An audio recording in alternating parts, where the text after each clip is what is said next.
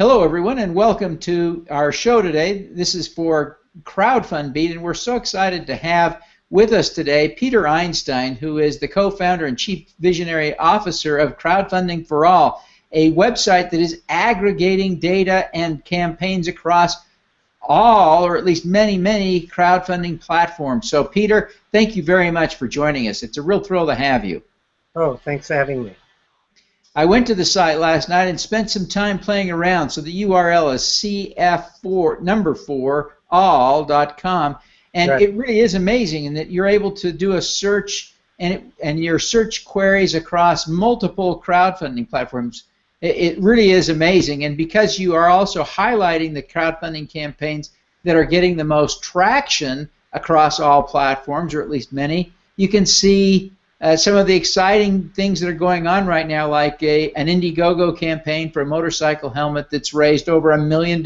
Very cool. Anyway, I need to give you a chance to talk. Tell us about Crowdfunding for All.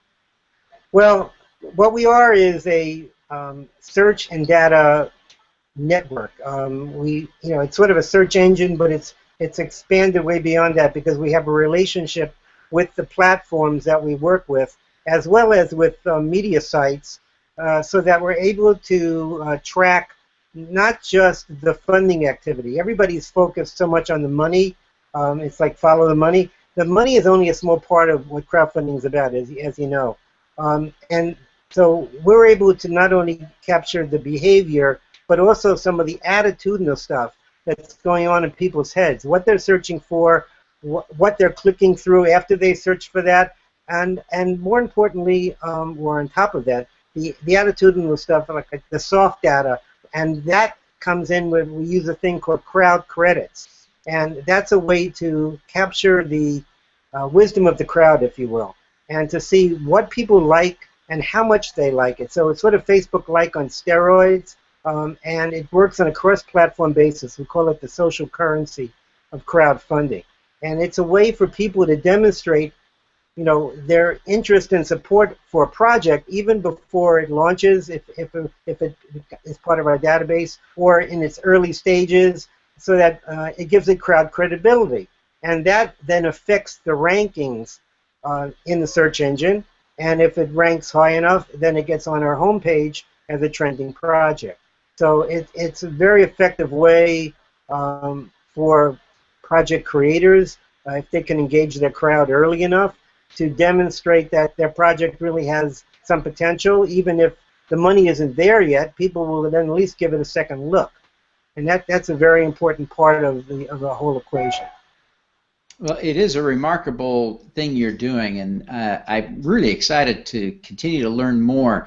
So how are people using your site? What are some of the best uses that people are finding for your site? Well, it depends on where they're coming from, obviously. If you're a backer and you're looking for projects, you don't have to just be relegated to the one or two URLs that you're familiar with. You can now search for projects on a cross-platform basis based on your area of interest. So that's really important. Right now, in the reward space, it's not as critical as it will be once we get into the equity space. Once people are starting to actually invest, they're not just going to say, oh, that looks like a nice project, I'll put $500 on that one, and then leave it at that. They're going to say, okay, that's interesting, what else is out there that's like that? It's just human nature. If you're investing money, you want to know that it's the right team, it's the right product. There may be, the crowd may have spoken and said, we don't trust this guy or whatever. So that's where we think it's really going to make a big difference. Then on the other end, there's the project creators, and even before they ever launch a project or even contemplate going into crowdfunding, quite frankly, if they have a germ of an idea, this way they can search our database, and right now we have like 220,000 projects that we've been gathering and sort of warehousing, if you will, since October of last year.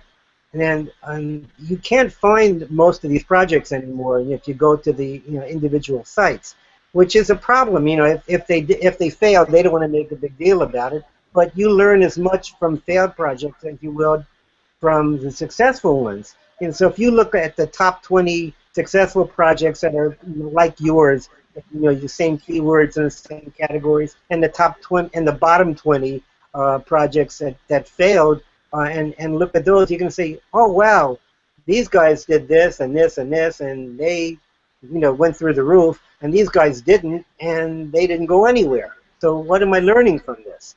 Maybe a lot. So there's really very valuable opportunities here for people to really investigate the space before they jump in, because it's really a major commitment for any project creator. You don't want to go into something and then say, gee, I really should have done my research a long time ago, 6 months ago, whatever. Sure. Well, it's very, very exciting. This is really going to make a big difference. Give us a sense of how many crowdfunding sites you're aggregating. Right now, about 13 or so. Now, they're at various levels. I mean, it depends on how engaged they are as part of our network. Kickstarter, Indiegogo, Rocket Hub, for example, they're not officially part of our network, but we're scraping their sites because we need to include them to give people a rich search experience. We hope to be able to engage some of those guys later on, but right now, they're fat and happy. They don't really need us. It's the smaller guys, the niche sites, that really do need to have somebody help them level the playing field, and the project creators that go on those sites and say, I don't want to get lost in the crowd.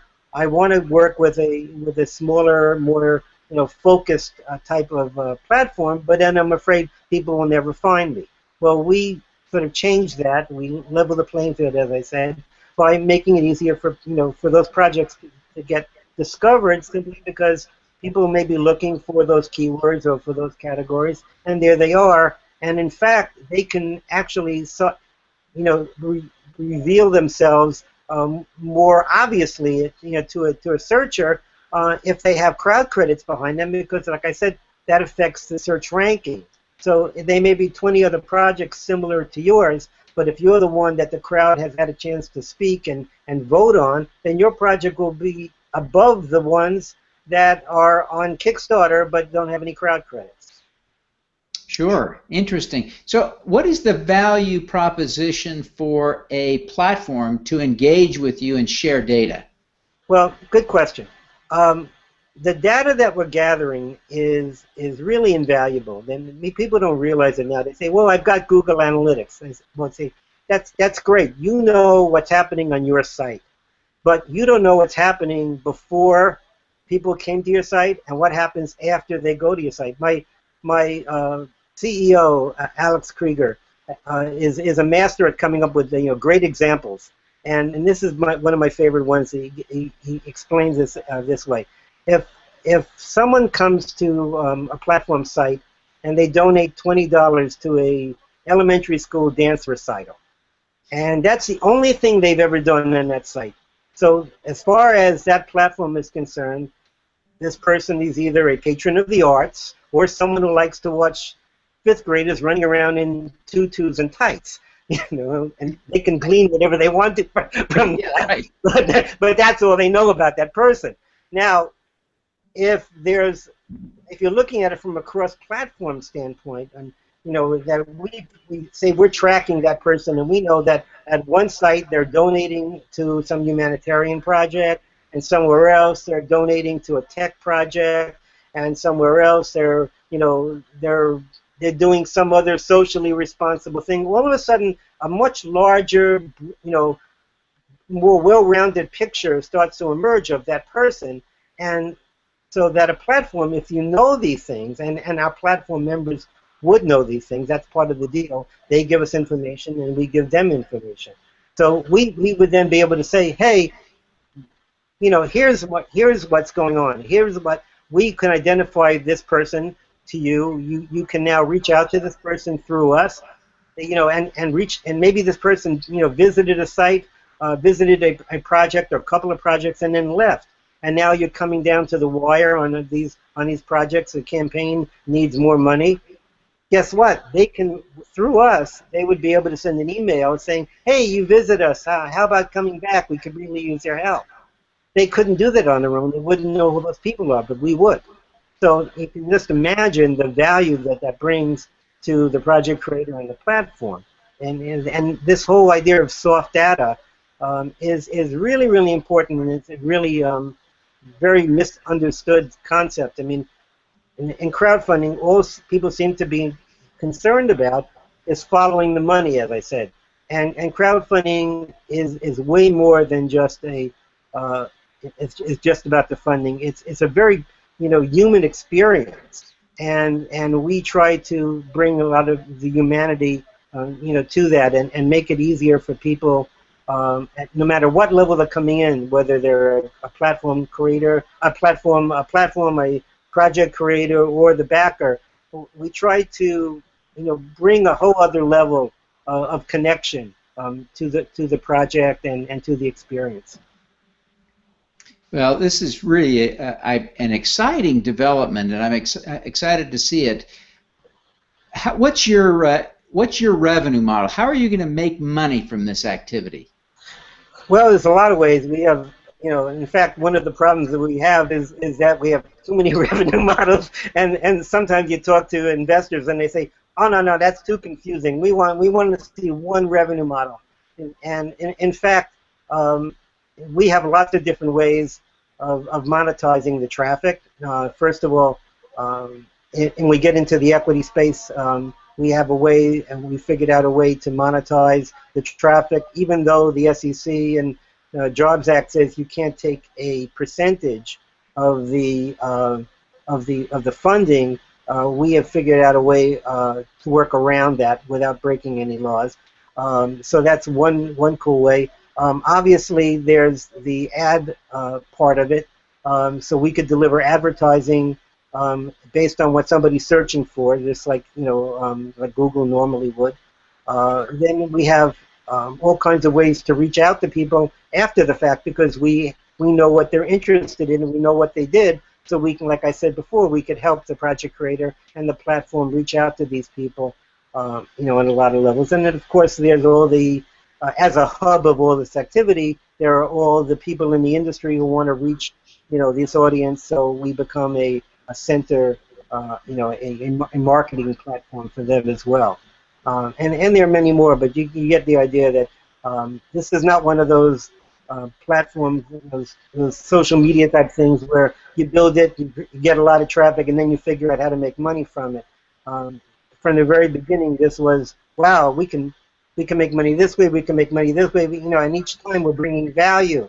It's not about we're just, soaking, grabbing dollars left and right. We're actually bringing value to the, to the industry, and hopefully getting something in return.